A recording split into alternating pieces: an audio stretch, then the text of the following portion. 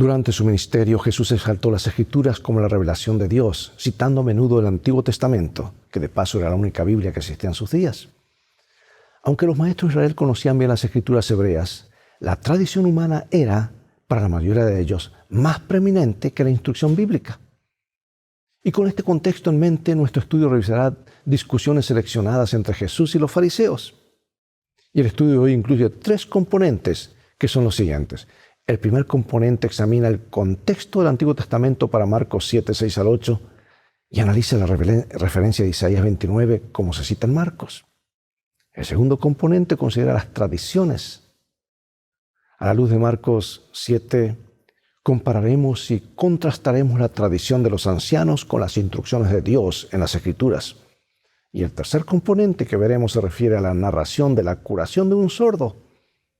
Y consideraremos las formas en las que se hace referencia implícita a ciertos elementos del motivo de la creación en esta curación en particular. Bueno, temas muy profundos, nos tenemos solamente unos pocos minutos, en un momento más regresaremos.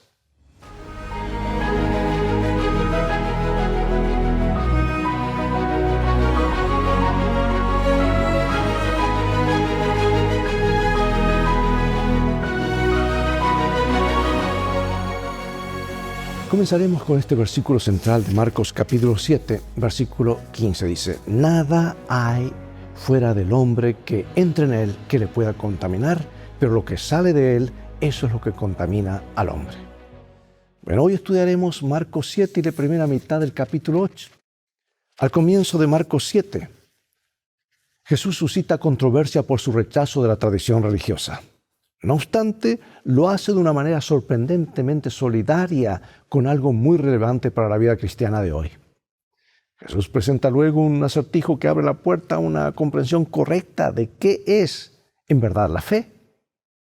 Y después de esto se dirige a Tiro y Sidón y tiene allí un encuentro con una mujer que fue la única persona que le ganó una discusión a Jesús en los evangelios. Capta esto. Su encuentro con ella es inusual y hay bajo su superficie algunos mensajes cifrados con los que la mujer fue capaz de interactuar. En vista de su fe, Jesús le concedió lo que le pedía. Y Marcos 7 registra otra curación realizada por Jesús y así revela la importante verdad de que independientemente de cuán impresionantes puedan ser los milagros, a menudo no alcanzan para que los corazones se abran a la verdad. Después de todo, ¿qué bien hicieron los milagros a los líderes religiosos que estaban empeñados en rechazar a Jesús? Fueron peores que no haberlos hecho. Y en Marcos 8, nuestro estudio se enfoca en el significado del pan como símbolo de las enseñanzas y tradiciones. Y estas historias contienen grandes lecciones acerca del significado y la práctica de la vida religiosa. Veámosla con un poquito más de detalles. Veamos a continuación la controversia de las tradiciones humanas versus los mandamientos de Dios en San Marcos capítulo 7, versículos 1 al 3. Se juntaron a Jesús los fariseos y algunos de los escribas que habían venido de Jerusalén, los cuales, viendo a algunos de los discípulos de Jesús comer pan con manos inmundas, esto es, no lavadas, los condenaban. Porque los fariseos y todos los judíos, aferrándose de la tradición de los ancianos, si muchas veces no se lavan las manos, no comen. Y volviendo de la plaza, si no se lavan, no comen. Y otras muchas cosas hay que tomar para guardar como los lavamientos de los vasos de beber, de los jarros, de los utensilios de metal y de los lechos. Le preguntaron pues los fariseos y los escribas, ¿por qué tus discípulos no andan conforme a la tradición de los ancianos, sino que comen pan con manos inmundas? Respondiendo él les dijo, hipócritas, bien profetizó de vosotros Isaías, como está escrito, este pueblo de los labios me honra, mas su corazón está lejos de mí. Pues en vano me honran, enseñando como doctrinas mandamientos de hombres. ¿Por qué dejando el mandamiento de Dios os aferráis a la tradición de los hombres, los lavamientos de los jarros, de los vasos de beber, y hacéis otras muchas cosas semejantes? Les decía también, bien invalidáis el mandamiento de Dios para guardar vuestra tradición. Porque Moisés dijo, honra a tu padre y a tu madre. Y el que maldiga al padre o a la madre muere irremisiblemente. Pero vosotros decís, basta que diga un hombre al padre o a la madre, es corbán, que quiere decir mi ofrenda a Dios. todo aquello con que pudiera ayudarte y no le dejáis hacer más por su padre o por su madre, invalidando la palabra de Dios como esta tradición que habéis transmitido. Y muchas cosas hacéis semejantes a estas. En otras palabras, Jesús se los dijo en la cara. ¿Qué verdades relevantes están presentes aquí o son presentadas? Imagina que un niño estudia este relato en su clase de escuela sabática y al volver a la casa le dice a su padre que no es necesario lavarse las manos antes de comer, pues Jesús así lo dijo. Sin embargo, esta historia no se refiere a la higiene. En los días de Jesús había muchas personas muy preocupadas por la pureza ritual. Y en el período intertestamentario, la idea de lavarse las manos para permanecer ritualmente puro se había extendido entre la gente común. Aun cuando en un principio estas reglas se aplicaban en el Antiguo Testamento solo a los sacerdotes. Y de acuerdo con este concepto, los líderes religiosos se quejaban a Jesús de sus discípulos. Jesús no les contesta directamente la pregunta que le hacen. En lugar de ello, defiende a sus discípulos mediante una respuesta compuesta de dos partes. Primero, cita las palabras de fuerte reprensión dirigidas por Isaías a la nación que honraba a Dios de labios, pero cuyo corazón está lejos de Dios. Y aquí está en Isaías capítulo 29. Dice, pues, el Señor, porque este pueblo se acerca a mí con su boca y con sus labios me honra, pero su corazón está lejos de mí. Y su temor de mí no es más que un mandamiento de hombres que les ha sido enseñado. O sea que la cita de Isaías es seguida por la condenación de las tradiciones humanas que ocupan el lugar de los mandamientos divinos. Ahora, la segunda parte de la respuesta de Jesús elabora a partir de esta cita de Isaías. El Señor menciona el mandamiento de Dios que ordena honrar a los progenitores, es decir, cuidar de ellos cuando son ancianos. Y contrasta esto con una tradición religiosa de acuerdo con la cual uno podía dar algo a Dios, una ofrenda, corbán, y seguir usándolo para uno mismo, pero denegar su uso para sus padres ancianos menesterosos. Uno apenas puede imaginar la situación. Lo siento, padre, me encantaría ayudarte, pero ya doné el dinero para el templo. Eso era más o menos, ¿verdad? Este es el tipo de hipocresía que Jesús ataca sin concesiones. Ellos habían colocado las tradiciones humanas por encima de la palabra de Dios. Haciendo esto, estaban pecando.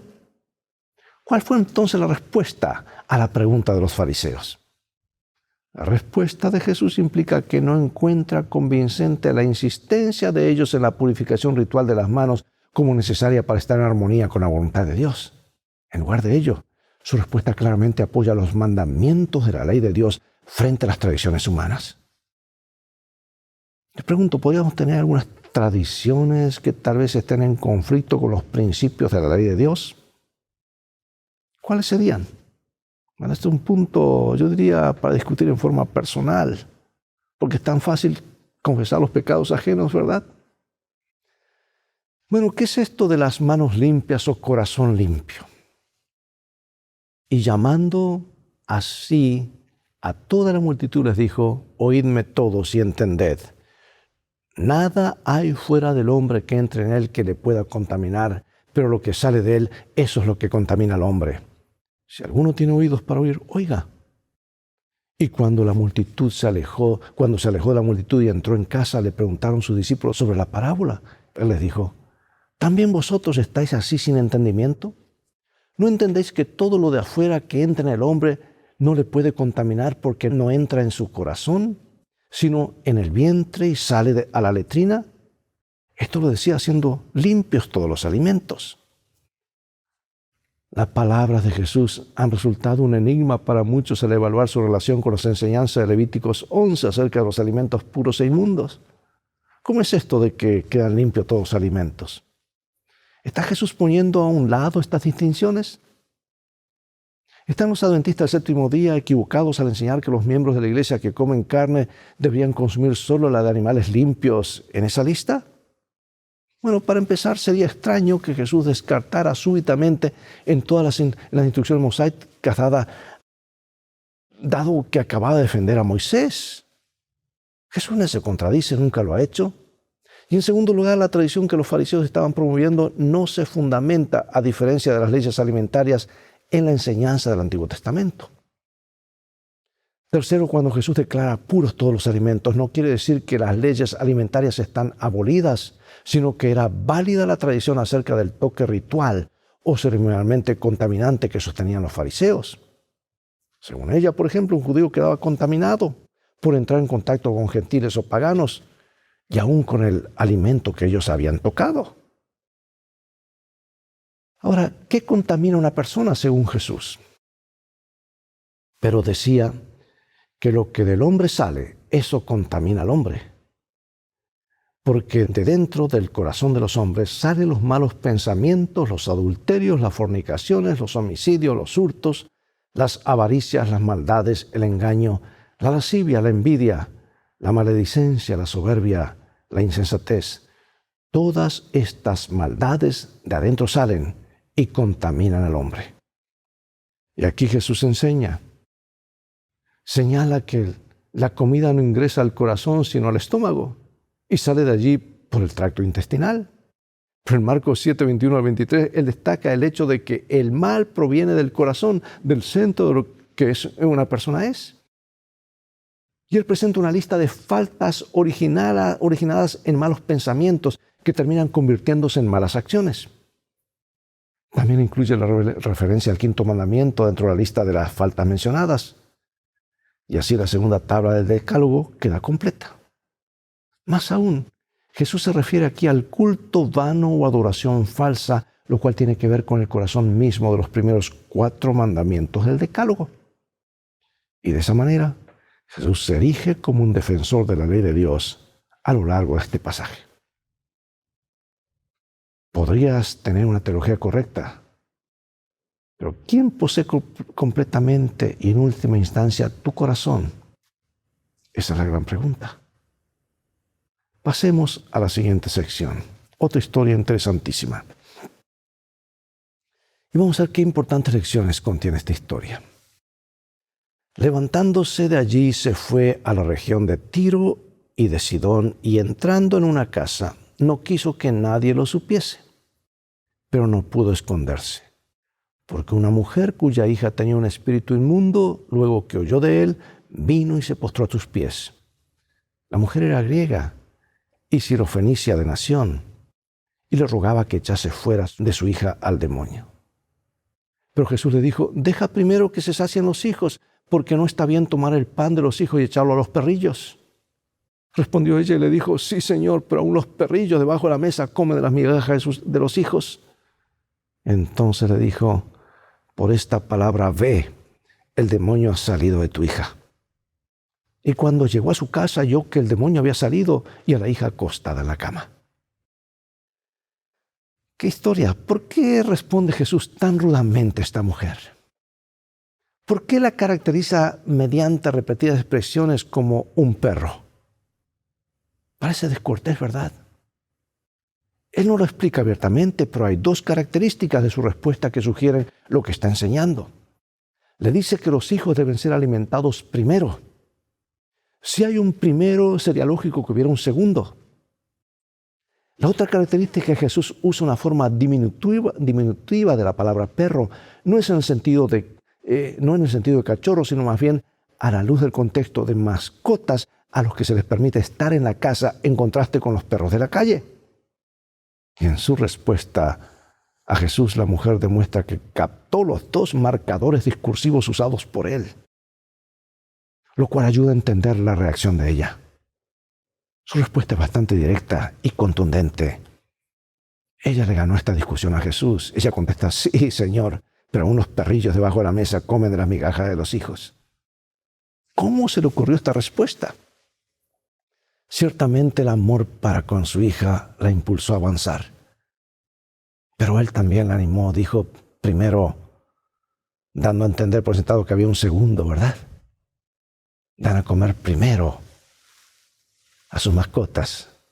Bueno, además él sugirió que era comparable a una mascota perteneciente a la familia, como los perros que estaban bajo la mesa de sus dueños. Así como el perro doméstico estaba en la casa bajo la mesa, ella estaba a los pies de Jesús rogando por su hija. Y en vista de eso, ella reclamó el derecho de un perro de familia a la comida que caía al suelo. ¡Qué profundidad hay en esta historia! Y la respuesta de la mujer revela su fe.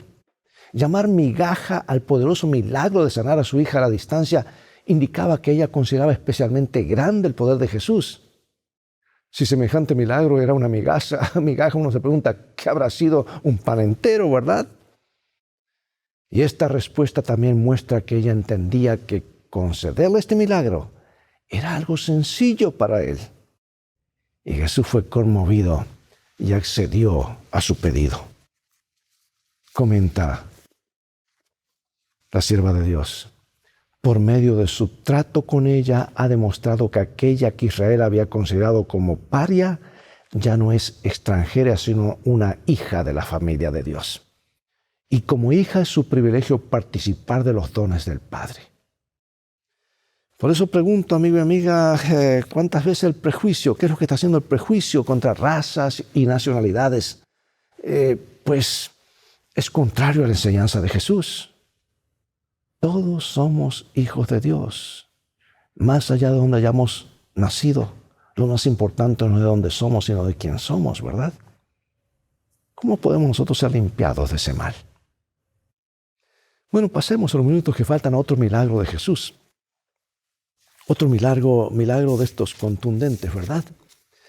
Volviendo, dice la Escritura, volviendo a salir de la región de Tiro, vino a Sidón, al mar de Galilea, pasando por la región de Decápolis. Y le trajeron un sordo y tartamudo, y le rogaron que le pusiera la mano encima, y tomándole aparte de la gente, metió los dedos en las orejas de él, y escupiendo tocó su lengua, y levantando los ojos al cielo, gimió, y le dijo, Efata, es decir, sea abierto. Y al momento fueron abiertos sus oídos, y se desató la ligadura de su lengua, y hablaba bien. Y les mandó que no le dijesen a nadie, pero cuando más les mandaba, tanto más y más lo divulgaban. Y en gran manera se maravillaban, diciendo, bien lo ha hecho todo, hace a los sordos oír y a los mudos hablar. ¿Quién fue traído a Jesús? ¿Y por qué? ¿Y qué hizo Jesús por él? Jesús no eligió el camino más corto para regresar a Galilea desde Tiro y Sidón. Parece que se dirigió al norte desde la región de Tiro, subió por el territorio de Sidón y luego descendió hacia el interior por el noreste del mar de Galilea para llegar finalmente cerca del mar mismo.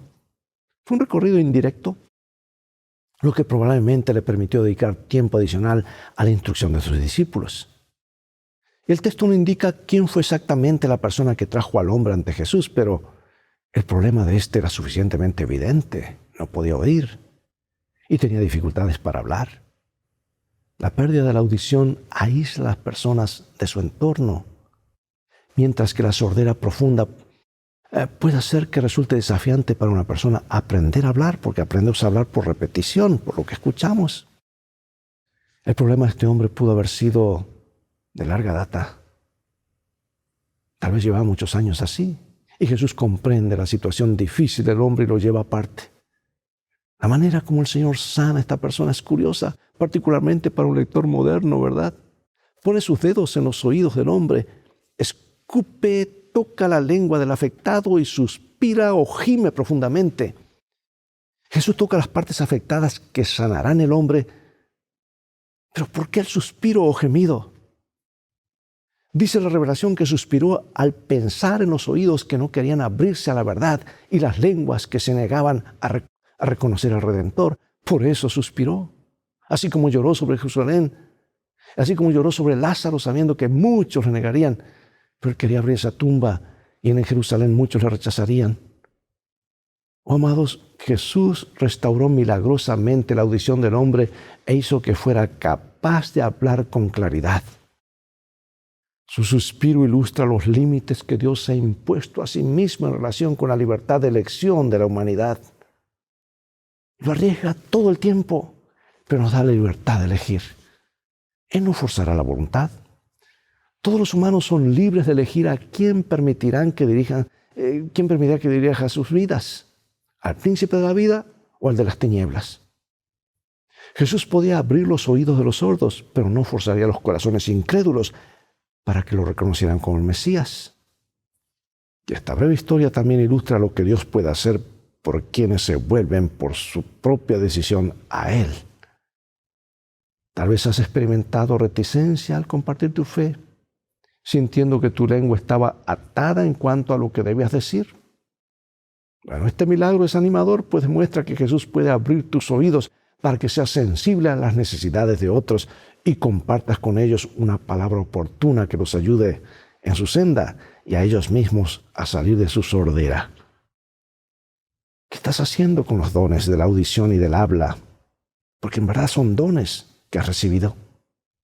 ¿Cómo lo estás usando? Bueno, ahora otro incidente. Cuidado con el pan en mal estado. ¿Qué postura de los fariseos desilusionó profundamente a Jesús? ¿Por qué no demostró Jesús su poder divino y convenció a estos escépticos? Vamos a Marcos 8, 11 en adelante. Vinieron entonces los fariseos y comenzaron a discutir con él, pidiéndole señal del cielo para tentarle. Y gimiendo en su espíritu dijo: ¿por qué pide señal esta generación? De cierto os digo que no se le dará señal a esta generación. Y dejándolos volvió a entrar en la barca y se fue a la otra ribera. Bueno, el problema se retrotrae al final de Marcos 3, donde Jesús se refiere al pecado contra el Espíritu Santo. Si una persona decide no oír ni ver ni siquiera una señal del cielo, la convencerá, ya que ésta sería simplemente desestimada como todo lo anterior. La desestimaría, la pondría a un lado. El que no quiere oír, no va a oír. Por eso hay un dicho que dice: no hay más sordo que el que no quiere oír. Y aquí leemos en Marcos 8. Habían olvidado de traer pan y no tenían sino un pan consigo en la barca. Y se les mandó diciendo: mirad, guardaos de la levadura de los fariseos y de la levadura de Herodes. Y discutían entre sí diciendo: es porque no trajimos pan. Y entendiéndolo, Jesús les dijo: ¿qué discutís? ¿Por qué no tenéis pan? ¿No entendéis ni comprendéis? ¿Aún tenéis endurecido vuestro corazón? Teniendo ojos no veis, ojos no veis, y teniendo oídos no oís. ¿Y no recordáis? Cuando partí los 5 panes entre los 5,000, ¿cuántas cestas llenas de los pedazos recogisteis? Y ellos dijeron: 12. Y cuando los 7 panes entre los 4,000, ¿cuántas canastas llenas de pedazos recogisteis? Y ellos dijeron: 7. Y les dijo: ¿cómo aún no entendéis? Hermanos, yo pregunto, ¿qué habían olvidado los discípulos y qué observación hizo Jesús a partir de ello?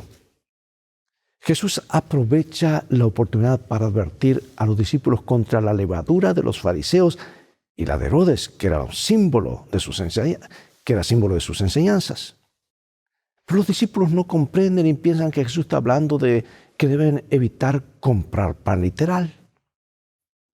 Como es típico cuando los discípulos malinterpretan a Jesús, Él aprovecha la ocasión para instruirlos. Y ahora, amados, para finalizar, una cita inspirada por Dios de mi autora favorita, seguida de algunas preguntas de reflexión. Sí, yo sé que muchos me han preguntado: ¿por qué dice mi autora favorita? Es que cuanto más leo sus escritos, más me afirmo en toda la palabra de Dios y la entiendo mejor a la palabra. Y más me convenzo del maravilloso don que Dios dio a su iglesia, prometido por el mismo Jesús en Apocalipsis como una de las 2 características de su iglesia verdadera. Y escuche, si Jesús da este don a su pueblo, desde el mismo surgimiento de este movimiento, no podemos pasarlo por alto. Y aquí está lo que ella escribió inspirado por Dios. Cuán difundido está hoy como antaño este pecado sutil y engañoso entre los seguidores de nuestro Señor. Cuán a menudo nuestro servicio para Cristo y nuestra comunión entre unos y otros queda manchado por el secreto deseo de exaltar al yo. Cuán prestamente se manifiesta el pensamiento de adulación propia y el anhelo de aprobación humana. Es el amor al yo, el deseo de un camino más fácil que el señalado por Dios, lo que induce a sustituir los preceptos divinos por las teorías y tradiciones humanas. La religión de Cristo es la sinceridad misma. El celo por la gloria de Dios Es el móvil implantado por el Espíritu Santo y solo la obra eficaz del Espíritu puede implantar ese móvil. Únicamente el poder de Dios puede desterrar el egoísmo y la hipocresía. Este cambio es la señal de su obra. Cuando la fe que aceptamos destruye el egoísmo y la simulación, cuando nos induce a buscar la gloria de Dios y no la nuestra, podemos saber que es del debido carácter. Por eso termino con estas preguntas. ¿Qué prácticas ayudan a mantener puro el corazón según tu experiencia? ¿Qué personas son consideradas inmundas en tu comunidad? ¿Qué puedes hacer para atraerlas al Evangelio? Reflexiona cómo puedes hacer para fomentar la difusión del Evangelio de maneras sencillas entre tus vecinos. Tal vez siguiendo el método de Cristo, ¿verdad? ¿Cómo podemos protegernos diligentemente del deseo innato que todos tenemos como criaturas caídas de exaltarnos a nosotros mismos? Oremos. Dios del cielo, gracias por tu palabra. Nos presenta principios guiadores, orientadores, ilustraciones con tremendas lecciones para poder crecer, conocerte mejor y ser vasos de honra e instrumentos útiles en tus manos. Queremos vivir por toda palabra que sale de la boca de Dios. Bendícenos, sabemos que lo harás porque lo pedimos en el nombre de Jesús. Amén. Bien, es todo el tiempo que tenemos por hoy. Llegó el momento de despedirnos. Hasta un próximo programa de Lecciones de Vida o Escuela Sabática. Invita a otros a sintonizar este canal. Transfórmate tú en un canal de bendiciones. Dios te bendiga y te guarde y recuerda, tú vales mucho para Jesús. Él te ama más de lo que puedes imaginar. Es el mensaje de este bendito libro.